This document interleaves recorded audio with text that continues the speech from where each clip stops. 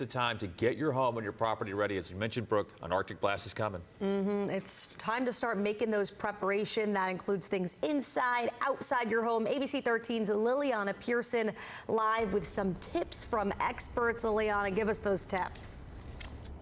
Yeah, good morning. This is the morning to get that honey-do list pulled together if you haven't already, because there's a few things that you can do probably pretty quick and pretty easy this morning ahead of that Arctic blast to make sure that your home and your property is going to be safe and protected. So the first thing you're going to want to do is think about any faucets on the outside of your home, your apartment that may be exposed to the cold when it does come around. You're going to want to get those insulated caps, throw it on top. That's going to help a lot. You're also going to want to make sure that you're wrapping any pipes that are exposed to the cold to keep those from freezing, because if they freeze, they can break, and that's a pretty expensive fix. So go ahead and grab your blankets and towels, or you can even head over to the hardware store and grab supplies there. It's all going to get the job done. You're going to go ahead and wrap those up and tape them to keep them insulated.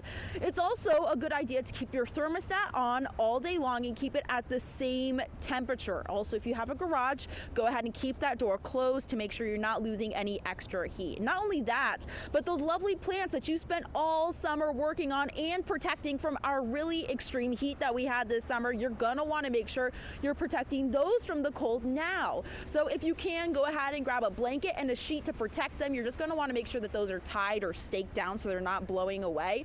We're told that if a plant does die back, not to panic right away, because some plants are intended to die.